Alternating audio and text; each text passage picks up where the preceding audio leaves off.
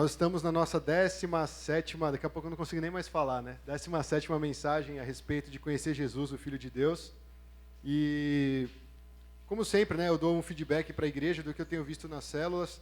E realmente tenho visto que essa mensagem tem mexido com muitos irmãos, né? No mínimo, essas mensagens têm incomodado muitas pessoas para não viverem uma vida religiosa, para não viverem mais uma vida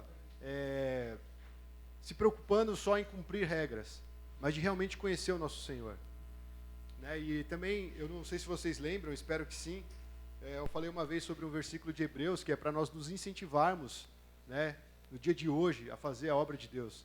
E eu vejo esse movimento, glória a Deus por isso. Continue incentivando uns aos outros, busque incentivo na presença de Deus, e com certeza Deus vai fazer muito através de nós, amém?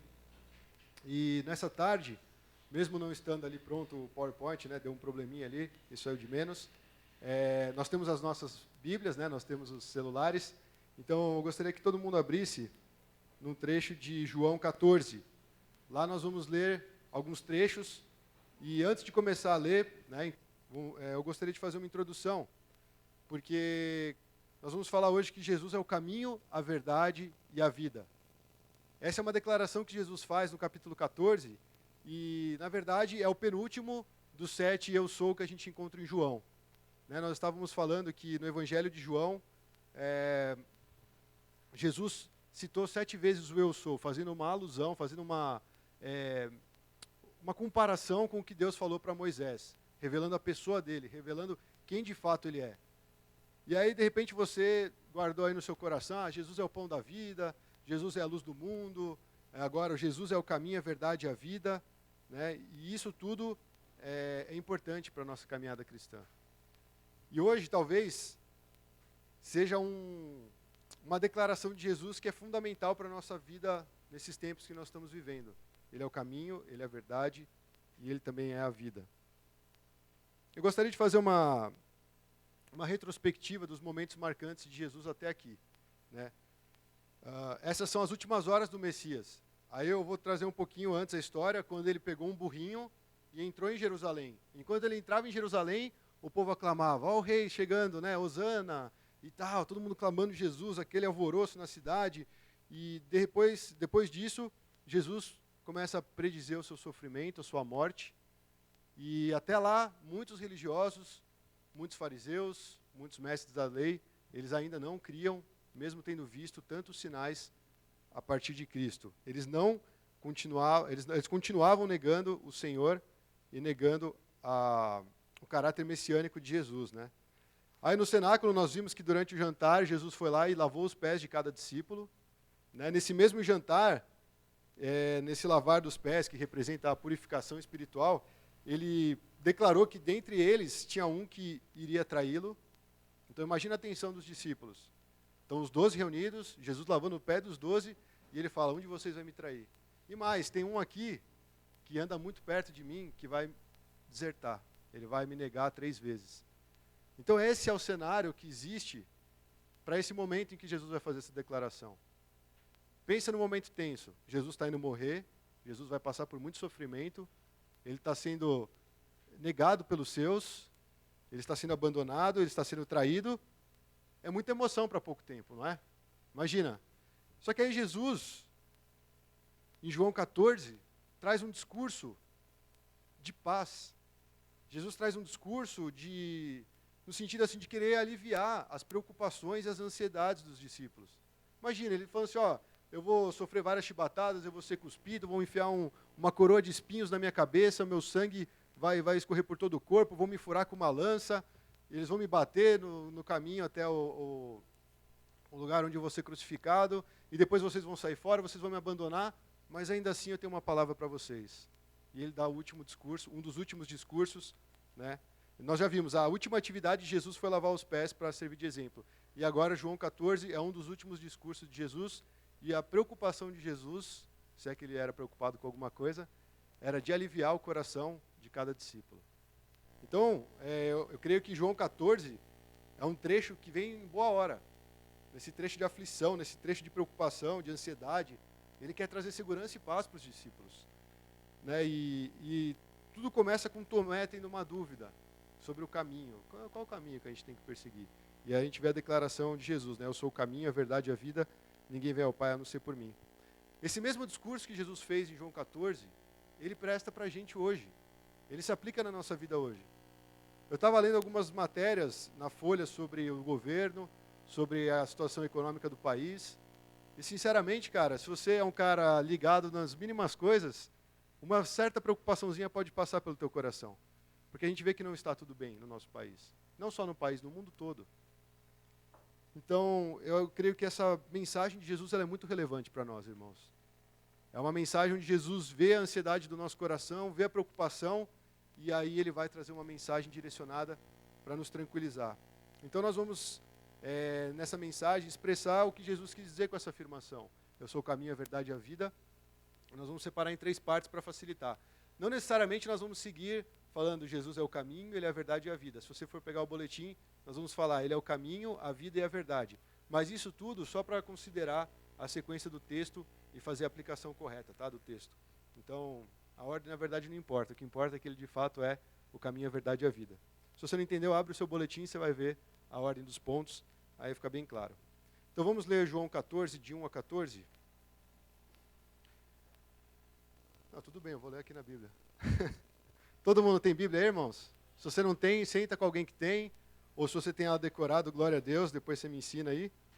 Mas lembra que eu falei, o discurso de Jesus é focado na preocupação e ansiedade dos discípulos. E ele começa o discurso em João 14 dizendo o seguinte: não se perturbe o vosso coração. Crede em Deus e crede também em mim. Na casa de meu Pai há muitas moradas. Se não fosse assim, eu vos teria dito, pois vou preparar-vos lugar. E se eu for e vos preparar lugar, virei outra vez e vos levarei para mim, para que onde eu estiver, estejais vós também. E vós conheceis o caminho para onde vou. E disse-lhe Tomé: Senhor, não sabemos para onde vais. Como podemos saber o caminho? E Jesus lhe respondeu: eu sou o caminho, a verdade e a vida. Ninguém chega ao Pai a não ser por mim. Se de fato me conhecesseis, também conheceríeis meu Pai. E desde agora o conheceis e o tendes visto. Então Filipe lhe disse: Senhor, mostra-nos o Pai, isso nos basta. E Jesus lhe respondeu: Filipe, há tanto tempo estou convosco e ainda não me conheces. Quem vê a mim, vê o Pai. Como podes dizer, mostra-nos o Pai? Tu não crês que estou no Pai e que Ele está em mim? As palavras que vos digo, não as digo por mim mesmo, mas o Pai que permanece em mim é quem faz as suas obras. Crede em mim, eu estou no Pai e Ele está em mim. Crede ao menos por causa das mesmas obras. Em verdade vos digo, aquele que crê em mim também fará as obras que eu faço e as fará maiores, pois eu estou indo para o Pai. E eu farei tudo o que pedirdes em meu nome, para que o Pai seja glorificado no Filho. Se me pedirdes alguma coisa, em meu nome eu a farei. Amém? Jesus é incrível. Ele está no momento mais tenso da vida dele. E ele olha para os discípulos e fala assim: discípulos, fiquem tranquilos. Não fiquem ansiosos. Né? Não se preocupe o coração de vocês. É o primeiro versículo. Creiam em Deus e também creiam em mim. Esse não se turbe o coração de vocês. É o que a gente vive hoje em dia. O nosso coração está sempre ansioso, está sempre preocupado. E muitas vezes não é com o fato de Jesus ter sofrido, não é com o fato se a igreja está indo bem, se está indo mal. Muitas vezes é pela nossa escolha, muitas vezes pelas nossas preocupações. Uma preocupação carnal, uma preocupação até egoísta. Mas ainda assim, mesmo Jesus, talvez, pense nos discípulos, de repente aqueles caras que falaram: eu queria sentar à direita de Jesus, né? Será que naquela hora eles estavam pensando: será que eu não vou conseguir sentar à direita de Jesus? Será que eu vou perder aquele lugar que eu tanto queria? E aí Jesus profere esse discurso: não se turbe o coração de vocês. E as notícias, elas podem ser muito ruins. O cenário, ele pode ser nebuloso, ele pode estar escuro. Você não pode enxergar, talvez, aonde você vai sair, se você entrar por determinada porta. Mas a palavra que Jesus está querendo trazer aqui é essa, de que Ele quer promover a paz. É como se Jesus falasse assim: calma, fica tranquilo. As coisas estão no meu controle. Nada vai fugir do meu controle. E Jesus ainda promete a paz dele. E quando ele fala: creiam em Deus e creiam em mim, esse verbo do grego está no imperativo. Ele não fala assim: vou te dar uma possibilidade, creia em Deus e creia em mim. Ele fala: não, creia em Deus e creia em mim. É como se ele estivesse afirmando que a única solução para as nossas ansiedades e preocupações, no caso lá para os discípulos, era crer em Deus e crer nele. Imperativo, vocês sabem o que é, né? Tipo, vai agora, você tem que ir. Não tem opção. Ah, mas eu... Não, vai. Jesus está falando, creia em Deus e creia também em mim. Então, esse primeiro tom do discurso é um incentivo, é um encorajamento, diante de tanta ansiedade e preocupação. E Jesus continua, ele não para aí, né? Ele começa a falar, por exemplo, de como ele vai preparar a nossa casa, de como ele vai preparar o caminho para nós chegarmos lá nessa casa. E isso ele fala, né? Na casa do meu pai há muitos aposentos, se não fosse assim eu lhes teria dito. E você vê que essa é a motivação de Jesus. Jesus mesmo, estando diante de toda a vergonha que ele ia passar, diante de tantas confusões que as pessoas iam querer fazer ali, o tumulto, as pessoas iam querer observar se ele estava sofrendo, se não estava, ninguém ajudou nada, mas todo mundo queria ver o que estava acontecendo com Jesus naquele caminho até a cruz. E de repente, mesmo diante de tudo isso, Jesus tem uma motivação maior, que é, eu vou lá para preparar a morada para vocês. Então a ansiedade que ele quer acalmar para os discípulos é para aquele momento, mas é uma ansiedade para o futuro também. Cara, a coisa que mais traz ansiedade no coração do ser humano é sobre o futuro. O que vai ser amanhã? Quais decisões eu tenho que tomar? Que resposta eu tenho que dar? Qual emprego eu tenho que escolher? Com quem eu vou casar? Como é que eu vou sustentar minha família? Como é que eu vou comprar uma casa? Como é que eu vou pagar meu IPTU, que está aumentando cada vez mais? E aí você vai ficando preocupado. Mas Jesus é impressionante, ele fala, na casa do meu pai há muitos aposentos. E na verdade ele não está preocupado com a quantidade de aposentos. Mas a preocupação maior de Jesus é que existe um lugar para nós irmos morar. E ele fala, eu quero ir para lá para preparar esse lugar para vocês. E aí eu voltarei e levarei para mim, para que vocês estejam onde eu estiver. A vontade de Jesus, no final das contas, é que os discípulos estejam com ele onde ele estiver. A preocupação real de Jesus é que eu e você, nós estejamos com ele onde ele estiver. E aí ele fala, lógico, da vida eterna, né? Essa promessa de preparar lugar, ele está apontando sobre a vida eterna. Ele fala, existe uma vida que não tem fim. Existe uma vida que vai ser vivida num lugar que vocês não têm nem ideia de como ele é. E eu quero levar vocês para lá. Por isso, não se turbe o vosso coração. Não se preocupe o seu coração. E eu creio que talvez naquele momento, né, quando a gente está ansioso, alguém está falando alguma coisa para a gente está, beleza, legal. Mas a gente não está nem ouvindo, a gente só está preocupado realmente com aquilo que está no nosso coração. Mas lá na frente, nós vamos ver que ele fala que o Espírito Santo vai fazer os discípulos lembrarem de tudo que ele ensinou. Eu tenho certeza que quando eles estavam começando a igreja em Atos, eles começaram a entender, peraí, a nossa vida, ela é para a eternidade. Nós vamos estar com o nosso Senhor. Mas enquanto ele não vem nos buscar, nós temos uma missão, que é falar que existe um caminho que foi aberto. Existe um caminho para nós trilharmos, e nós não podemos desviar desse caminho. É a oportunidade da nossa vida, para nós alcançarmos essa vida eterna. Para nós entendermos o que motivava Jesus, e isso nos motivar também para viver. O Paulo é um cara muito esperto, né? Ele não precisou estar lá no cenáculo com Jesus, ele não viu a crucificação de Jesus, talvez. Ele não teve os pés lavados por Cristo, mas ele já falava, se nós temos fé, ou se nós não cremos que Jesus ressuscitou dos mortos, todos nós somos infelizes. Porque senão, o que vale a nossa vida? E quando Jesus fala que ele é o caminho, que ele responde para Tomé, né? Ele traz toda uma base para a nossa fé. E Paulo entendia que só existia esse caminho para seguir. E quando ele fala sobre isso, é como se ele estivesse falando assim, de que adianta o homem ganhar o mundo inteiro e perder a sua alma? De que adianta eu me preocupar em ser bem-sucedido na minha profissão, se eu nem consigo agradar o meu Senhor? Se eu não sei qual caminho eu estou andando? Se eu não estou no caminho do Senhor, de que adianta?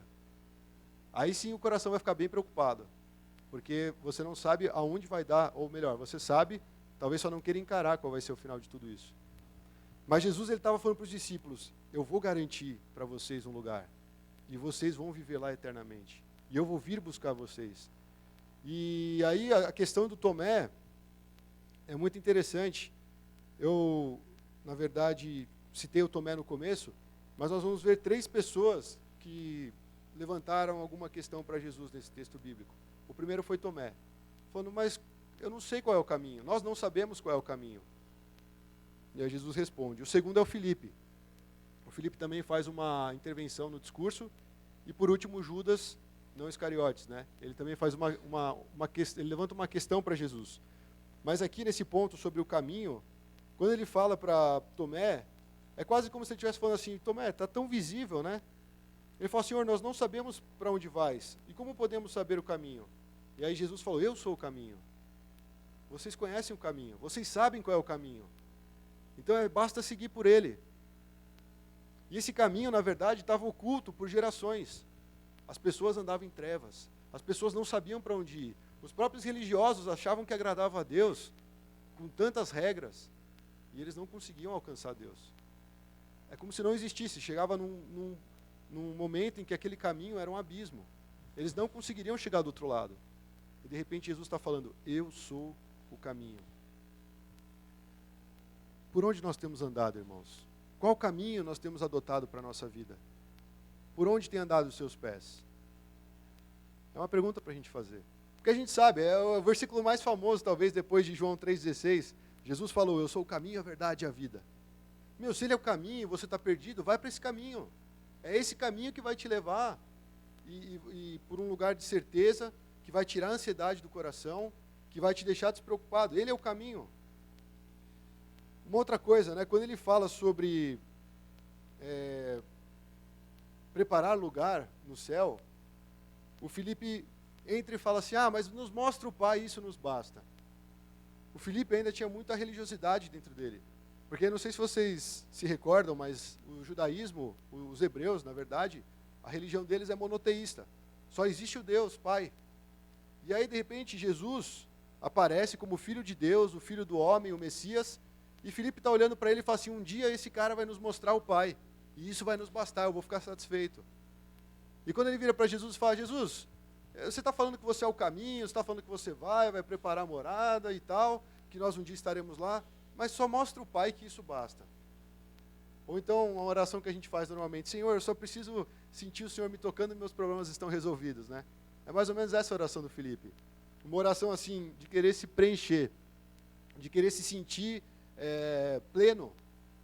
Ele falou, se eu conhecer o Pai, isso vai ser o suficiente para a minha fé. Aí eu vou ficar feliz. Aí eu até espero você voltar, Jesus, mas eu quero conhecer o Pai. E ele achando que Jesus ia fazer um movimento lá com as mãos e ia revelar o Pai, né? De repente ele fala assim, Filipe, você ainda não entendeu nada? Se você me vê, você vê o Pai. Eu e o Pai, nós somos um. Essa é uma das maiores revelações que existe aqui em João. Porque o Filipe até então não entendia. E talvez muitos cristãos ainda não entendam. Olha Jesus como o servo sofredor, sim, ele é, mas ele é Deus. E ele sendo Deus, ele na verdade é a expressão exata do ser de Deus. Então você olha para Jesus, você olha a Deus. A gente categoriza Deus assim, ele é o Pai, né? Então ele é aquele mais bravinho assim, que quando precisar dar bronca, ele vai dar bronca, quando ele precisar disciplinar, ele vai me disciplinar. Aí Jesus é o Filho, aquele que obedeceu o Pai, veio e fez as coisas. Nossa, ele é maravilhoso, eu quero estar com Jesus. E o Espírito Santo é aquele que a gente menos dá bola, mas é ele que me capacita a viver a vida de Deus. A gente faz isso, cara, com Deus. São os três são Deus. A Trindade. E aí Jesus inclusive vai falar, ele é maior que eu, né? Jesus, ele exalta o Pai. Em todo momento ele exalta o Pai. Só que Jesus estava falando de uma condição de homem. Mas isso é uma pregação sobre Trindade, eu não quero cair nesse ponto. Mas o fato é que Deus, ele está revelado em Cristo. E se nós olhamos Jesus com tanto amor, com tanta misericórdia, com tanta piedade, com tanto zelo, com tanta santidade, quando nós olhamos Jesus, nós estamos olhando para o Pai. O Pai não é diferente dele. Então o Filipe estava numa expectativa de ter uma revelação maior do que aquela que ele estava vendo. E nós como cristãos, nós estamos seguindo esse caminho e de repente a gente não enxerga que Jesus é a maior revelação que nós poderíamos ter. E que isso nos basta. Conhecer Jesus. Qual é a vida eterna que João fala? Conhecer o único Deus e seu Filho, a quem enviaste, Jesus. Isso nos basta, conhecer Jesus. E aí Filipe ficou até meio desconcertado, talvez, né? E depois ele ainda fala assim, você não crê que eu estou no Pai e que o Pai está em mim? Pelo menos creia pelas obras que eu estou fazendo. É impossível que eu faça essas coisas se o Pai não estiver em mim. Aí a proposta de Jesus é falar, Filipe, se você quer ser pleno, se você quer realmente conhecer o Pai, entre por esse caminho, siga nesse caminho. Você vai ter a plenitude que você está buscando. Quando nós buscamos uma coisa, nós seguimos por um caminho, certo? Você vai lá, sei lá, Você vai querer comprar alguma coisa à noite para comer, você vai no drive-thru do McDonald's, você tem que ir por um caminho. Você não consegue se teletransportar ainda. Talvez um dia, né? Mas com certeza, se existir teletransporte, aí você pode escrever essa profecia, você não vai conseguir se teletransportar para o céu. Porque ainda assim o único caminho é Jesus. Então Jesus, ele garante para o Filipe, siga nesse caminho e você vai ser pleno. E Jesus nos garante, siga por esse caminho, eu sou o caminho. Você vai encontrar a plenitude que você busca. Irmãos, é tão difícil assim, eu não sei, às vezes eu sou muito introspectivo em alguns momentos, né? Eu fico meio pensativo demais, às vezes eu gosto até... Eu só não consigo parar quieto, né? Uma vez eu lembro que eu fui, na folga, né, segunda-feira, eu fui correr no parque, aí eu vi uma árvore bonita, assim, uma pedra, aquele cenário perfeito para você começar a ler um livro, né? Ou meditar na vida. Aí eu falei, nossa, acho que eu vou fazer isso, estou precisando, minha cabeça está muito agitada, não paro. Aí eu sentei lá, olhei para um lado, olhei para o outro e falei, vamos embora. Eu não consegui parar lá por alguns minutos, né? Meu coração é muito agitado. Mas quem tiver a oportunidade de fazer isso, pode pensar nessas palavras de Jesus. E eu penso muitas vezes, mesmo não parando, que a vida ela é feita de tantas escolhas. E eu não sei vocês, mas eu tenho medo de errar. Eu tenho medo de escolher uma coisa que vai trazer consequências muito graves na frente. E quando eu faço isso, eu não posso deixar de confiar em Deus. Eu não vou cruzar os braços e falar, Senhor, mostra-nos o Pai, né? Revela aí o caminho, revela o que eu preciso saber. Mas eu também não posso ser imprudente e sair correndo por qualquer caminho. Então, o que tem me balizado é exatamente olhar para Jesus como o caminho. E falar, Jesus, se isso que eu estou fazendo tem a ver com o que o Senhor falou, tem a ver com as suas palavras, porque Ele falou, as palavras que eu falo, eu ouço do meu Pai. Eu só falo porque o Pai fala. Então é uma direção muito clara. Então, para eu ter essa paz que Ele está falando aqui, né, não se turbe o vosso coração, crede em Deus e crede em mim, eu paro e falo, Senhor, esse caminho que eu estou andando, é um caminho que agrada o Senhor? Mesmo que não me agrade, mesmo que seja muitas vezes até violento para mim, se é o caminho que o Senhor quer, então eu vou seguir, porque é a sua vontade. E eu creio que isso que Jesus fez com o Pai. Eu estou indo para a cruz. Pai, se for possível, afasta de mim esse cálice. Mas se não, seja feita a tua vontade, Senhor. E ele foi, não fazendo caso da vergonha que estava proposta ele passar. Então ele é o caminho, irmãos. Jesus é o caminho. O Filipe ali entendeu que ele era o caminho. E nessa parte que ele começa a falar para o Filipe sobre ele revelar o Pai, eu acho que fala muito sobre paternidade. A paternidade de Deus. Nós olhamos para Deus e enxergamos Ele ainda como aquele velho barbudo, sentado num trono totalmente longe da gente. A gente não tem intimidade com esse Deus. E a gente coloca Ele numa categoria como se Ele realmente fosse um pai rabugento, bravo, que só nos atrapalha na nossa caminhada. Mas não, Ele não é assim. E Jesus está querendo nos mostrar isso. Mas essa paternidade, ela só é possível em Cristo. Conhecer Deus como Ele realmente é. Como é que a gente conhece Deus? Conhecendo Jesus. Porque Jesus toda hora vai apontar para o Pai. A Trindade ela é muito interessante, eu vou acabar pregando sobre a Trindade, mas ela vive numa comunhão eterna, um satisfazendo no outro, um tendo prazer no outro. Ninguém quer roubar a glória de ninguém. Tem uns livros que tentaram meio que fazer essa descrição, e às vezes é meio bizarro, né? Por exemplo, a Cabana, é meio bizarro a forma como eles manifestam a Trindade. Eu não concordo muito, mas enfim, não é a minha opinião que vale. Você tem que ir lá ler e ver se você gosta ou não, se você concorda ou não. Mas a Bíblia sempre vai mostrar, por exemplo, no batismo, Jesus falando assim, ó, pensa Jesus. Eu sou santo, eu sou puro, eu nunca pequei desde o meu nascimento e eu estou indo me batizar com João. O próprio João olha ele e fala assim, Jesus, por que você está vindo se batizar? Eu que preciso ser batizado por você. E aí, de repente, o próprio Espírito Santo vem, né, no meio daquele movimento todo, pousa sobre Cristo, e ele falou assim, Jesus, é isso aí, eu estou te apoiando aqui, e eu vou te capacitar na sua caminhada nessa terra aqui. Você vai receber o poder do alto, o Espírito me ungiu, né, para eu ir pregar a liberdade aos cativos. Isaías 61, o Espírito Santo estava fazendo isso nesse momento. E de repente você ouve uma voz do céu falando, esse é o Filho amado em quem me comprazo. Nele eu tenho prazer. Então a Trindade toda hora se apoiando, toda hora se ajudando, toda hora tendo esse relacionamento sincero de amor. E Jesus não vai fazer diferente aqui na terra, Ele vai olhar e vai falar, o Pai é maior que eu. Tudo que eu falo é porque o Pai me falou, tudo que eu faço é porque o Pai faz através de mim. Então a paternidade de Deus, ela nos dá segurança, irmãos. O discurso de Jesus não é só assim, acalma o teu coração, vai dar tudo certo. Isso é água com açúcar. E ele começa a descrever por que vai dar tudo certo. Ele começa a descrever por que nós podemos ter paz no coração. Primeiro, porque ele é o caminho. Segundo, porque nós temos um pai que nos ama. Um pai que preparou morada para nós. É um pai que abriu a casa dele para receber o filho pródigo de volta. Aqueles que estavam longe, aqueles que estavam praticamente comendo comida com os porcos. Esses somos nós. Ou talvez nós sejamos o filho mais velho, que ficou lá na casa do pai, mas era um cara super infeliz, cheio de autojustiça, achando que era bom demais e nunca desfrutando do amor do pai. Então, Jesus aponta e fala, existe um pai cheio de amor. E depois ele fala, quando você se encontrar em Deus, você tiver essa plenitude, e é por isso que eu estou abrindo esse caminho, é por isso que eu sou o caminho, por isso que eu estou viabilizando você chegar até o Pai, você vai poder fazer obras maiores do que as que eu fiz. Pensa nisso, irmãos. E Jesus, ele fala, não é o cristianismo que falou. Ele falou, crede que eu estou no Pai. E depois ele fala, em verdade vos digo, aquele que crê em mim também fará as obras que eu faço, e fará maiores, pois eu estou indo para o Pai. Precisava Jesus ir para o Pai, para que nós recebêssemos o Espírito Santo, que é o próximo ponto. E no Espírito Santo nós somos capacitados para viver essa vida que glorifica a Deus. No versículo 13 ele fala, para que o Pai seja glorificado no Filho. Então nós vamos para o segundo ponto, que nós vamos falar exatamente isso. É o cumprimento da promessa de Jesus, né? Eu farei tudo o que pedir em meu nome para que o Pai seja glorificado no Filho. Se me pedirdes alguma coisa em meu nome, eu a farei. E aí a gente fala de Jesus é a vida. E essa vida, na verdade, tem a ver com o Espírito Santo. Nós vamos ler o versículo 15 a 19 para completar a mensagem, né, desse ponto. Dá para colocar aí o versículo 15? Ó, se vocês me amam, obedecerão aos meus mandamentos. E eu pedirei ao Pai e ele lhe dará outro conselheiro para estar com vocês para sempre. O Espírito da verdade. O mundo não pode recebê-lo porque não o vê e nem o conhece. Mas vocês o conhecem, pois ele vive com vocês e estará em vocês.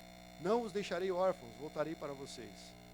Dentro de pouco de tempo, o mundo não me verá mais. Vocês, porém, me verão, porque eu vivo, vocês também viverão. Então, o fato de Jesus ser o caminho, ele fatalmente vai apontar para a vida plena.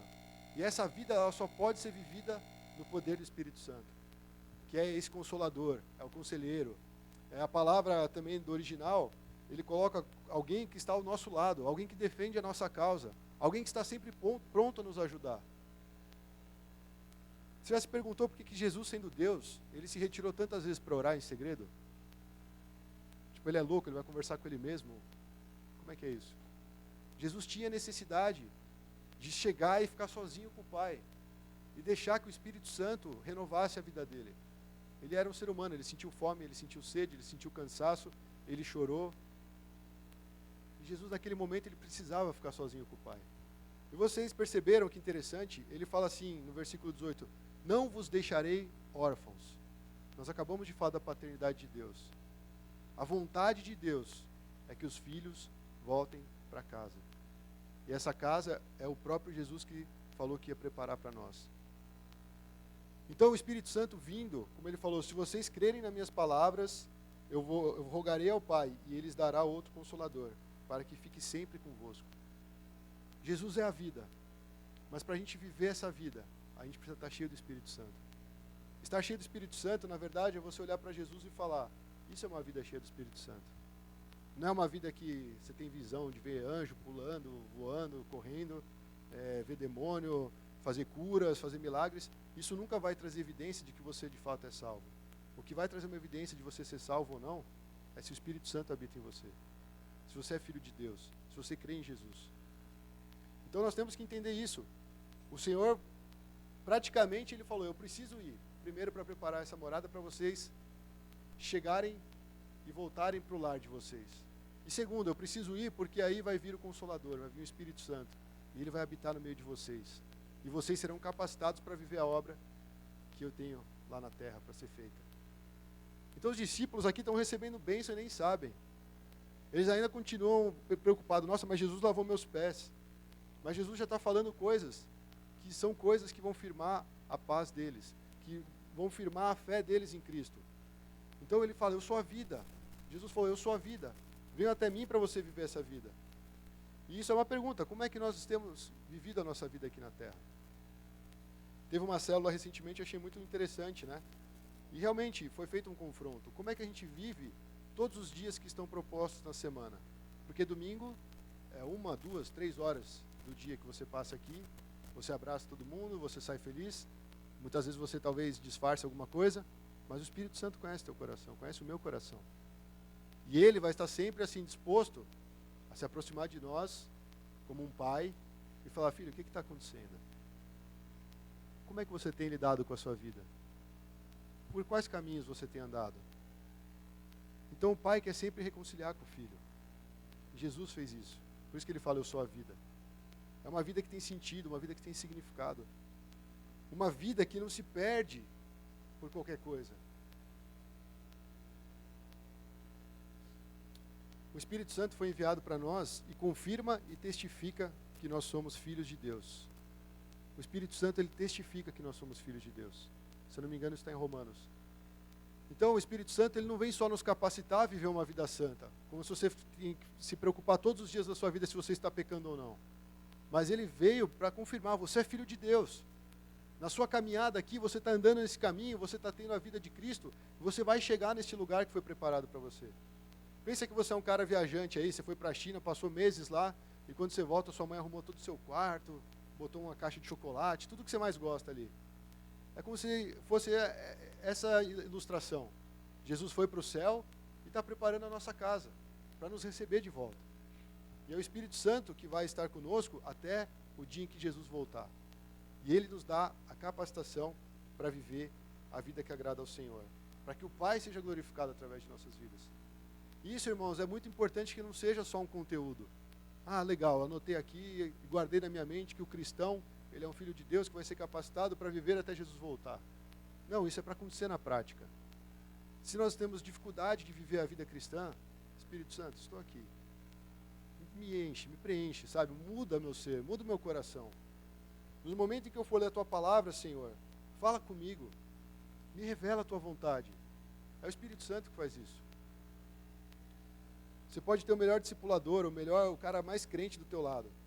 Se você não tiver essa atitude, você não consegue viver a vida cristã.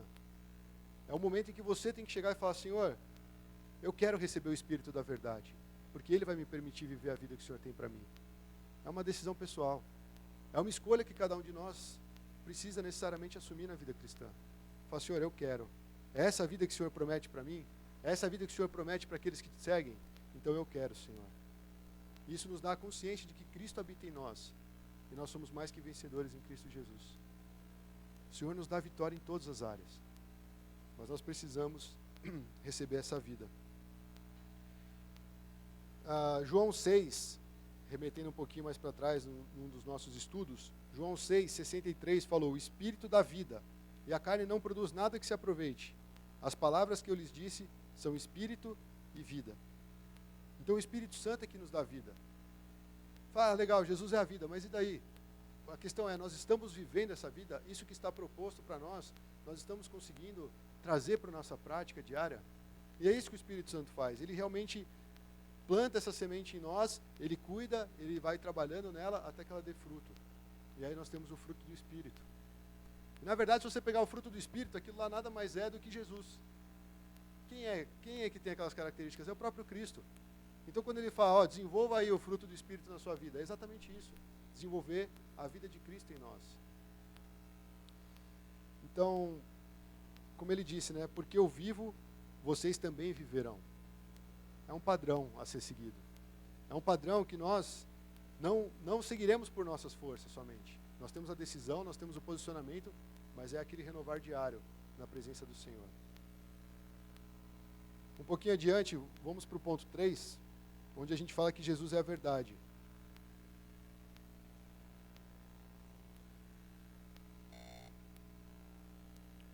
Nesse ponto, nós vamos até o final do capítulo, então vamos ficar atentos à leitura do texto, e Jesus vai falar que Ele é a verdade. Versículo 20. Naquele dia compreenderão que estou no meu Pai, e vocês em mim, e eu em vocês. Então aí está completa a obra de Jesus, né? Assim como Ele estava no Pai, agora nós estamos em Cristo. E quem tem os meus mandamentos e lhe obedece, esse é o que me ama. Aquele que me ama será amado por meu Pai, e eu também o amarei e me revelarei a ele. Disse então Judas, a terceira questão que vai aparecer no texto, né? Senhor, mas por que te revelarás a nós e não ao mundo? Respondeu Jesus, se alguém me ama, obedecerá a minha palavra. Meu Pai o amará e nós viremos a ele e faremos morada nele. Aquele que não me ama, não obedece às minhas palavras. E essas palavras que vocês estão ouvindo não são minhas, são de meu Pai que me enviou. Tudo isso lhes tenho dito enquanto ainda estou com vocês. Mas o Conselheiro, o Espírito Santo, que o Pai enviará em meu nome, lhes ensinará todas as coisas e lhes fará lembrar tudo o que eu lhes disse. Deixo-lhes a paz, a minha paz lhes dou. Não dou como o mundo dá. Não se perturbe o coração e nem tenham medo. Vocês me ouviram dizer, vou, mas volto para vocês. Se vocês me amassem, ficariam contentes, porque vou para o Pai, pois o Pai é maior do que eu. Isso eu lhes digo agora, antes que aconteça, para que quando acontecer vocês creiam. Já não lhes falarei muito, pois o príncipe deste mundo está vindo. Ele não tem nenhum direito sobre mim. Todavia, é preciso que o mundo saiba que eu amo o Pai e que faço o que meu Pai me ordenou. Levante-se, vamos-nos daqui. Vamos-nos daqui. Nesse último ponto, Jesus fala que ele é a verdade. E eu creio que isso vai remeter para nós quais são os valores que tem nos norteado nessa vida. Se nós falamos sobre a verdade, e aqui o próprio Jesus falou sobre os mandamentos, sobre obedecer a palavra dele. Se nós falamos da verdade, nós estamos falando da verdade que é a verdade de Deus. A verdade que ela precisa ser praticada por nós. E nós temos muita distração, irmãos, que nos impedem de ter um contato com a palavra de Deus. Às vezes, talvez, virou um hábito já. A gente acessa, sei lá, o Facebook, o Instagram, para dar uma olhadinha e perde horas ali, perde minutos preciosos. Não que seja errado isso, mas de repente a Bíblia está lá tomando uma poeira e a gente não se move para ir lá e... O que Deus quer falar comigo? Como é que eu vou saber qual é a vontade de Deus se minha Bíblia está fechada? E muitas vezes a nossa oração parece não ter sentido, não ter efeito, mas exatamente porque nós não estamos nos alimentando da palavra de Deus. E eu queria incentivar, né? A gente sempre tem aí os planos de leitura, tal. Isso é uma coisa para incentivar a leitura bíblica na Pão. Mas cada um individualmente tem que buscar ter sede da palavra. De repente, você não sabe por onde começar, você pega sei lá, domingo, a gente pregou sobre João 14, chega em casa, vai dividindo o capítulo em alguns trechos, vai lendo durante a semana, vai meditando no que a palavra tem para te falar. E o próprio Espírito Santo vai te trazendo coisas novas. Não revelações novas, mas aplicações da palavra de Deus para a sua vida. E aí você começa a entender a verdade. De repente, é como se Jesus começasse a se revelar para você. E uma coisa interessante que Jesus falou é assim, aquele que me ama, obedece aos meus mandamentos. Como é que a gente pode falar se a gente ama Jesus, se nós não estamos, de fato, obedecendo a palavra dele? Como é que nós vamos obedecer a palavra, se nós não conhecemos a palavra? Então já começa daí. Esse ponto, ele é fundamental para a nossa vida. E essa dúvida de Judas é muito interessante. Porque é como se Judas falasse assim, peraí, Jesus, talvez ele fosse um judeu bem revolucionário, né? Porque o judeu queria o Messias para eles, eles queriam que o reino deles voltasse para a terra, eles queriam ser superiores às outras raças. E de repente Judas fala assim, mas por que você só vai se revelar para nós e não para o mundo? Judas ficou preocupado. Ele estava meio questionando assim, mas espera aí, eu entendi em alguns momentos, na antiga lei, que nós seríamos luz para todos, não só para os judeus, né? De repente Judas tinha esse pensamento. Mas Jesus falou, eles não têm relacionamento comigo, eles não conhecem minha palavra. E se conhecem, eles não obedecem minha palavra. Então essa revelação de quem é Cristo, essa revelação do Espírito Santo, essa revelação do Pai, só é dada para aqueles que têm o temor da palavra de Deus. Daqueles que realmente estão dispostos a obedecer a palavra. E a promessa de Jesus é bem clara, se alguém me amar, obedecerá a minha palavra. E aí o meu Pai o amará, e nós viremos a ele e faremos nele morada. Nós somos habitação de Deus. Nosso corpo é templo do Espírito Santo. Então, para nós termos essa vida com Deus, para nós andarmos neste caminho do Senhor, nós precisamos obedecer a palavra. E Jesus falou uma coisa muito legal também, foi o Espírito Santo vai vir e vai ensinar a respeito de tudo que eu disse a vocês. Porque imagina, eles estavam lá, né, atribulados, tal, como é que vai ser agora, Jesus vai morrer e tal. E tudo que Jesus está falando para eles, de repente eles nem guardaram, mas lá na frente, em alguns momentos de Atos, você vê assim, eles lembraram aquilo que Jesus tinha dito. O Espírito Santo confirmou aquilo que tinha sido dito a respeito de tal coisa. Então o Espírito Santo está sempre confirmando os ensinos de Jesus. E eu vejo que o amor está muito relacionado à obediência. Nesse trecho bíblico é muito claro. Então você fala assim, eu amo Jesus. Nossa, Jesus para mim é tudo. Não é uma questão de você saber decorar os versículos, não é uma questão de você saber o que diz em cada livro da Bíblia, mas é uma questão realmente de se aproximar da palavra e se alimentar da palavra. Jesus é a verdade. Jesus é a própria palavra de Deus. Então eu acho que nosso relacionamento ele tem que ser condicionado a isso, a obediência e ao amor a Cristo. A obediência e o amor à palavra de Deus. E nesse mesmo trecho, eu acho que a gente já está finalizando, tem um pouquinho mais de paciência, ele fala que a verdade nos traz paz. Porque depois que ele faz esse discurso de obedecer a palavra, do Pai habitar em nós e tudo mais, sobre o Consolador que viria, ele fala assim, eu deixo-vos a paz, a minha paz eu vos dou, e não dou como o mundo a dá. A paz do mundo é o quê? Você ter segurança financeira, você ter uma boa casa, você ter sua aposentadoria, seu investimento está beleza lá, tal, tranquilo, isso é a segurança do mundo. Essa é a paz do mundo. Mas Jesus está falando, eu tenho uma paz para vocês que o mundo não pode dar. E aí eu gostaria de lembrar de Filipenses 4. Paulo fala, é a paz que excede todo entendimento. É uma paz que você vê lá os discípulos tomando chibatada, sendo perseguidos, passando por aflições, mas ainda assim eles tinham uma paz. E eu realmente gostaria de entender exatamente como é que é essa paz, mas é uma paz que excede todo entendimento. De repente você está lá, mal ansioso tal, quando você consegue entregar nas mãos de Deus, trazendo o exemplo da Liz, de repente você fala, quer saber? Eu vou parar de estudar, não aguento mais, e vou tentar isso aqui só para aliviar minha consciência, mas não tem mais jeito, mas Senhor, eu entrego nas tuas mãos, consagro a ti e tal, e ela sente paz. Quando a gente entrega nas mãos do Senhor as coisas, quando a gente começa a viver de acordo com a palavra do Senhor, confiar no Senhor, isso traz paz. Quem aqui não precisa de paz, irmãos? Essa semana eu precisava de muita paz. Eu falei, meu Deus, tudo que está acontecendo na minha vida parece que não tem paz nenhuma. Eu falei, eu vou ter um ataque cardíaco daqui a pouco, né? Eu vou ter um treco aqui, porque eu não estou conseguindo lidar com tanto estresse. Mas são preocupações que vão sobrecarregando a nossa vida, como eu disse no começo. E aqui, o Senhor promete uma paz que excede todo entendimento. Eu vejo que uma das coisas que a gente aprendeu com o Macor, né, e também o pastor sempre enfatiza nas reuniões de ministro, é que eu acho que o propósito de Deus é a gente viver aqui cheio da presença de Deus, na plenitude de Deus, experimentando de fato o que é permanecer nele. E aí nós encontramos a verdade, nós encontramos a vida, nós seguimos por esse caminho e nós somos realmente plenos. Paz e alegria, quem é que não quer isso? Tem gente que vende os rins por causa de alegria, de paz, né? Realmente, cara, é uma coisa que a gente precisa muito. Mas aí, para isso, a gente precisa ter esse compromisso com os mandamentos de Deus, com a palavra do Senhor. E essa paz, ela vai vir naturalmente, sem esforço.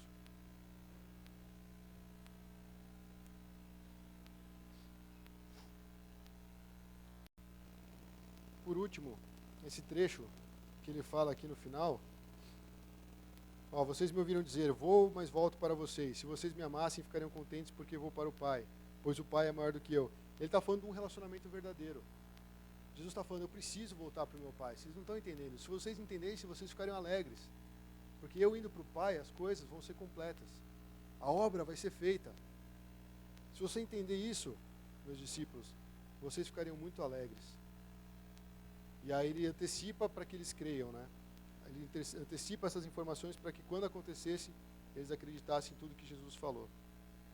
E depois, no finalzinho, ele fala assim, ele fala que, ó, não vou falar mais nada, mas o príncipe deste mundo está vindo. Ele não tem nenhum direito sobre mim. O inimigo não tem direito algum sobre Cristo, sobre a obra de Cristo.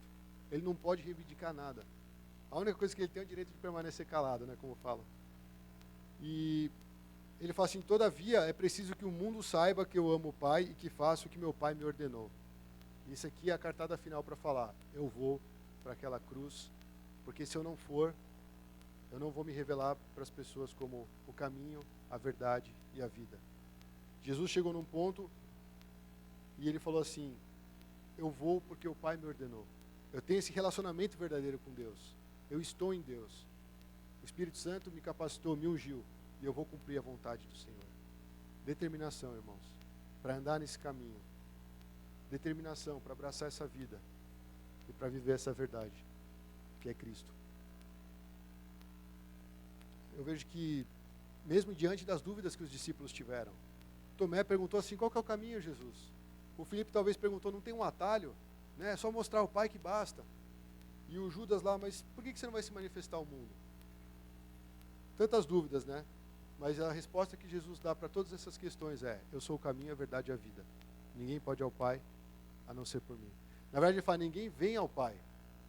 Ele não falou ninguém vai ao Pai, ninguém vem ao Pai. Ali ele já está falando: ó, eu e o Pai nós somos um. Então, irmãos, nessa tarde eu vejo que existe muita bênção da parte de Deus para nós. Existe um propósito, existe uma vida, existe um caminho para nós trilharmos. E eu gostaria de terminar com essa oração que nós vamos fazer antes de tomar a ceia.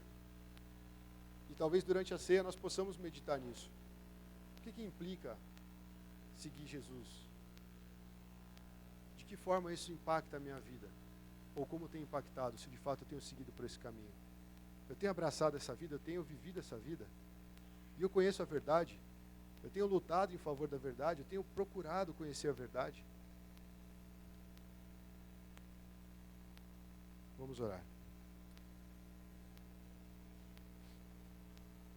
Senhor, nessa tarde nós nos deparamos com essa palavra, Senhor, que fala que Tu és o caminho, a verdade e a vida, e que nenhum de nós, Senhor, pode ter acesso ao Pai se não for por meio de Ti, Jesus. E nós vimos que o nosso Deus, o nosso Pai, Ele se alegra em preparar a morada para nós.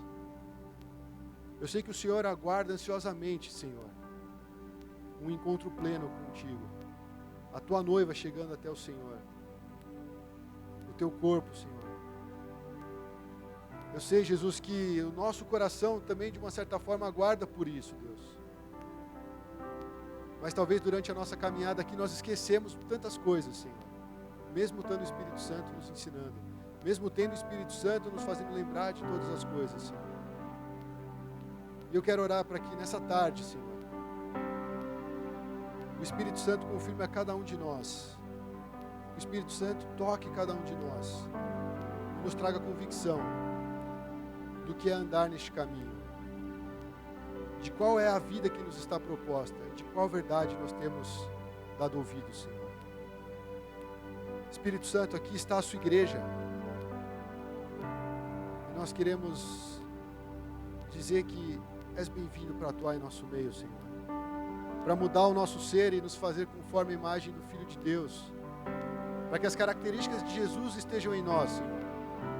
Ainda que pareça algo absurdo, Senhor, tendo em vista a nossa natureza.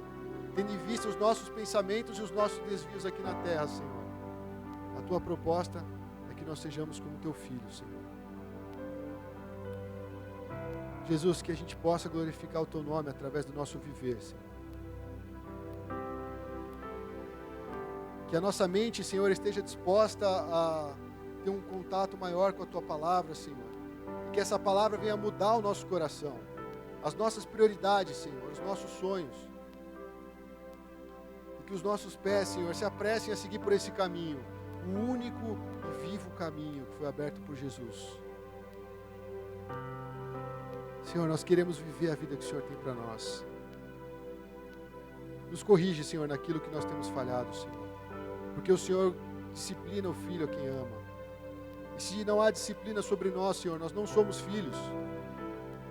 Mas uma vez que nós somos, Senhor, nós pedimos, nos ensina, Senhor. Nós não queremos, Senhor, perder a oportunidade de morar com o Senhor na eternidade. Nós não queremos, Senhor, nos desviar deste caminho, Senhor, um caminho pleno. Nós não queremos, Senhor, abraçar uma outra vida que não seja a vida que o Senhor tem para nós. Ministra em nosso coração, Senhor. Traz convicção, Senhor, das coisas que tem te magoado, Senhor. Traz convicção, Senhor, do pecado que tenazmente nos assedia, Senhor. Para que a gente possa ter a chance de se arrepender enquanto há tempo, Senhor. Para que a gente possa desfrutar, Senhor, de uma comunhão plena contigo. Fala conosco, Jesus. Fala conosco, Senhor. Que nesse tempo da ceia, Deus, o nosso coração esteja totalmente voltado para Ti. Para que o Senhor fale ao nosso coração e nos traga, Senhor, entendimento do que é estar unido com o Senhor. Do que é de fato se converter a Ti, Jesus. E que o Espírito Santo continue ministrando em nossas vidas, Senhor, em nome de Jesus.